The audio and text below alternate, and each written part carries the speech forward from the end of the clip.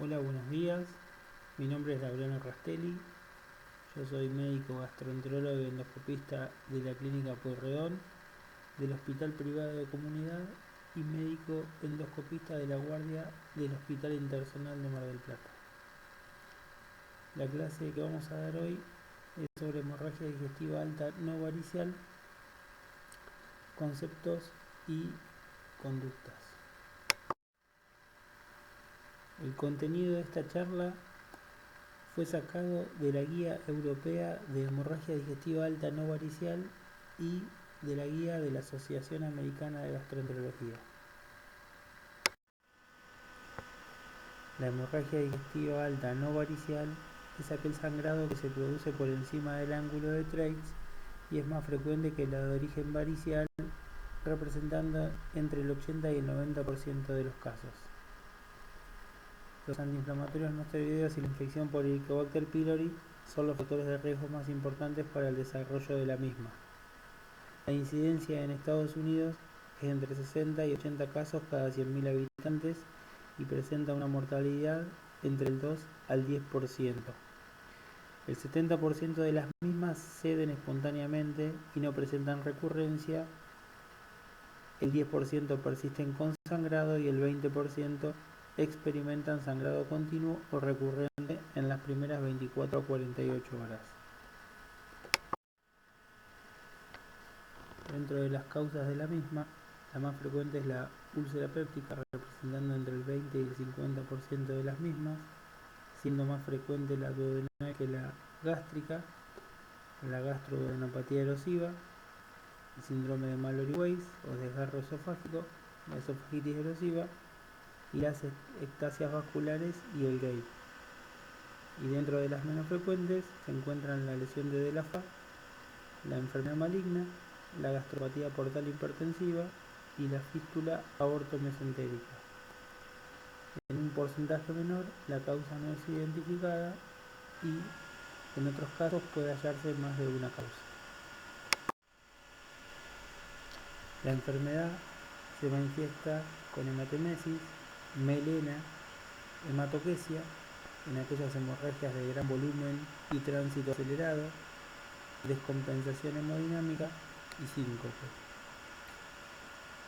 El diagnóstico muchas veces lo sospechamos de acuerdo a los antecedentes clínicos del paciente, ya que aquellos con historia de consumo de AINES, aspirina o historia de úlcera por Helicobacter previa, uno va a sospechar un sangrado uteroso. En pacientes con consumo crónico de alcohol va a sospechar varices esofágicas. En pacientes con vómitos previos va a sospechar Mallory-Weiss. En pacientes con síndrome de repetición general, disfagia y pérdida de peso, enfermedad maligna. Y en pacientes con antecedentes de pirosis y regurgitación en esofagitis erosiva. Y en sangrados de gran volumen recurrentes donde la causa no es hallada durante la endoscopia inicial, uno debería sospechar una lesión de Delafroix.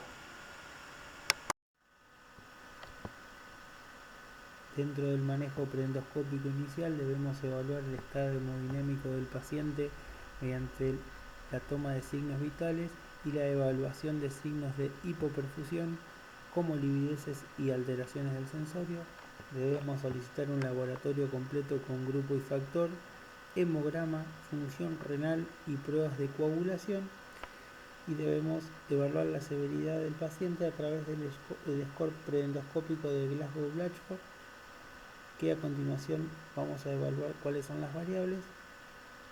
Debemos interrogar sobre el consumo de antiagregantes y anticoagulantes y eventualmente reversión de los mismos. Y con respecto al último punto, que es la colocación de la sonda nasogástrica, las guías no recomiendan su uso rutinario, pero tiene utilidad en constatar presencia de sangrado, estimar la severidad del mismo y facilitar la visión durante la endoscopia. Acá tenemos el score de Blatchford, que nos va a determinar pacientes de bajo y alto riesgo y necesidad de tratamiento inmediato endoscópico, y las variables que utiliza son la urea en sangre, la hemoglobina la presión arterial sistólica y otros factores de riesgo como taquicardia, melena, síncope, enfermedad hepática y falla cardíaca. En los pacientes con un score de 0 y 1, pacientes de baja sospecha de hemorragia, por lo tanto los pacientes podrían obtener alta hospitalaria, mayor o igual a 2, internación, diagnóstico y tratamiento de la sospecha de hemorragia, y mayor a 7, tratamiento endoscópico inmediato. Como ya dijimos en la diapositiva anterior, de acuerdo al score de Blackboard, vamos a clasificar a los pacientes de alto riesgo, los cuales los vamos a internar para la realización del tratamiento adecuado mediante la reanimación con cristaloides a través de 2 vías gruesas, evaluar la necesidad de transfusión de glóbulos rojos en aquellos pacientes cardiópatas con hemoglobina menor a 9, en aquellos pacientes con hemoglobina menor a 7 sin factores de riesgo cardiovasculares, el control de la diuresis mediante la colocación de una sonda vesical, evaluar la necesidad de intubación orotraqueal si el paciente presenta hematemesis no controlada, inestabilidad hemodinámica a pesar de la reanimación inicial o encefalopatía, el manejo de anticoagulantes y antiagregantes, la indicación de inhibidores de bomba endovenoso mediante un bolo inicial de 80 miligramos y luego mantenimiento con 8 miligramos hora, o la otra opción también aceptada es 40 miligramos cada 12 horas. La indicación de propinético, donde la guía europea recomienda la eritromicina, en cambio la guía americana también sugiere el uso de metoclopramida, y lo que decidimos anteriormente, el uso de sonda nasogástrica.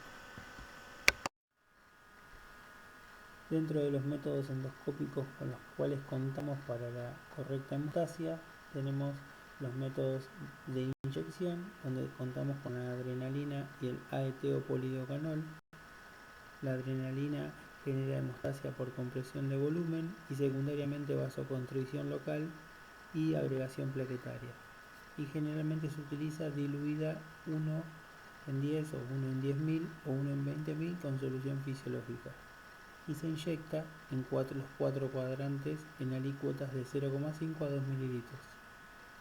En cambio el polidocanol genera lesión tisular y trombosis, y la dilución es al 1% y se divide en alícuotas de 1 a 2 mililitros, con el riesgo de ulceración, necrosis y perforación. Dentro de los métodos mecánicos contamos con los hemoclips, los clips Ovesco y las bandas elásticas o set de bandas. Los hemoclips se colocan sobre el vaso sangrante o se aproximan los bordes de la lesión sangrante.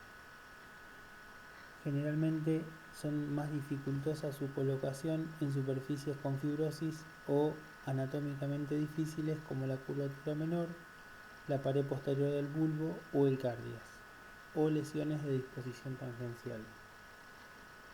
Los clips Ovesco están indicados en hemorragias refractarias a métodos endoscópicos estándar, con base ulcerosa de gran tamaño o fibrótica, y las bandas elásticas se utilizan para la ectasia vascular gástrica antral o GAVE, la lesión de Delafoy y el desgarro de Mallory-Weiss.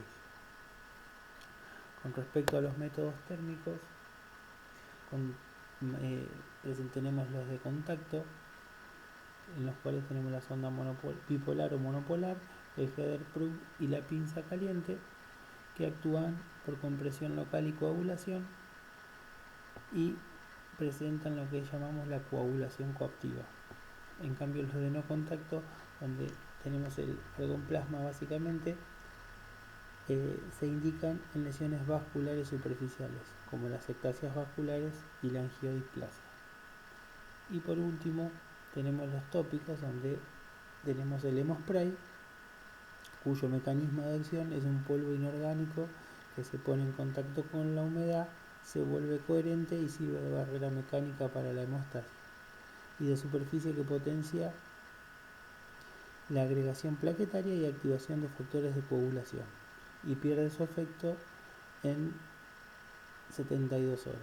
Es muy fácil de usar y es de elección en sangrado tumoral y en otros sangrados como las gastritis hemorrágicas, el GAID y las lesiones por radiación. Con respecto al tiempo de endoscopía, es muy importante este punto, ya que a veces, debido a la ansiedad de los terapistas o de los cirujanos que exigen una endoscopía ni bien entra el paciente, es muy importante todas las medidas iniciales que hablábamos anteriormente, y aquellos pacientes que presenten inestabilidad hemodinámica a pesar de una correcta reanimación, hematemesis masiva o sonda nasogástrica o condémito hemático donde los pacientes deben realizarse la endoscopía dentro de las 12 horas, el resto de los pacientes se debe realizar la endoscopía en forma temprana dentro de las 24 horas, ya que no hay evidencia que demuestre que realizar la endoscopía en forma muy temprana disminuya la mortalidad a los 30 días. Por lo tanto, es un concepto a tener en cuenta y calmar ansiedades del resto de las especialidades.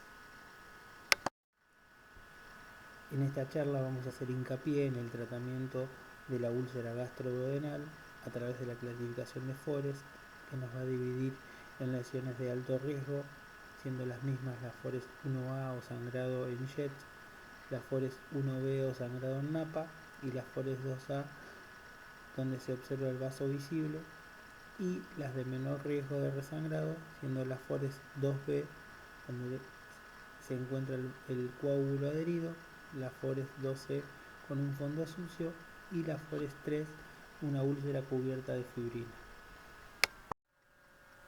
Dentro de las lesiones de alto riesgo, las úlceras Forest 1A y Forest 1B deben recibir terapia combinada, siendo la misma inyección de adrenalina, 1 en 10.000 en 4 cuadrantes, y una segunda opción de hemostasia, siendo la misma mecánica, térmica o un segundo esclerosante inyectable. En este caso, el indicado es el AET. La úlcera Forest 2A podría recibir monoterapia mecánica, térmica o inyección de AET, o a su vez también combinarla con adrenalina. Estas hemorragias de alto riesgo deben ser además manejadas con la internación y recibir IVP endovenoso a altas dosis, que fue las que nombramos anteriormente, 80 miligramos en bolo y una dosis de 8 miligramos hora por 72 horas o 40 miligramos cada 12 horas. Líquidos claros luego de la vea y realizar un test de Helicobacter pylori. En caso de que haya evidencia de resangrado, hay que repetir la endoscopía y realizar la hemostasia correspondiente, y en caso de que no haya éxito clínico endoscópico, realizar embolización arterial transcatéter o cirugía. En nuestro ámbito no contamos con la embolización arterial, por lo tanto la indicación de cirugía es la que realizamos ante la falla del tratamiento endoscópico. En los pacientes con úlcera Forest 2B con coágulo adherido, lo que se sugiere es remover el coágulo y realizar hemostasia según los hallazgos. Luego tratamiento con IVP endovenoso por 72 horas.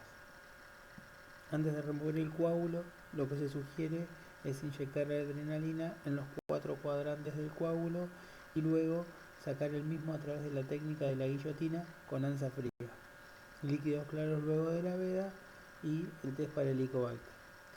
Y el manejo en caso de resangrado es igual a las úlceras de alto riesgo, o sea, embolización arterial transcatéter o cirugía.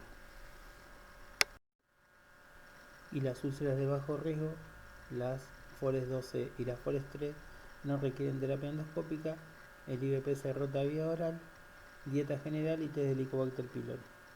En caso de que el paciente se encuentre en condiciones clínicas favorables, se sugiere el alta hospitalaria. Y por último, un tema bastante controversial, pero que las guías ya son bastante claras al respecto, es el tema de la antiagregación. En los pacientes que tienen profilaxis cardiovascular secundaria y están medicados solo con aspirina, en caso de encontrar una úlcera Forest 1A, 1B, 2A y 2B, se sugiere suspender la aspirina. Y en caso de que el paciente presente una úlcera Forest 2C y Forest 3, mantener la aspirina. Pacientes con doble antiagregación, en úlceras de alto riesgo, mantener la aspirina y reiniciar el clopidogrel 3 a 7 días post-veda. Y en úlceras Forest 2C y Forest 3, mantener el tratamiento doble. Y en pacientes con profilaxis cardiovascular primaria, suspender la aspirina y reevaluar indicación.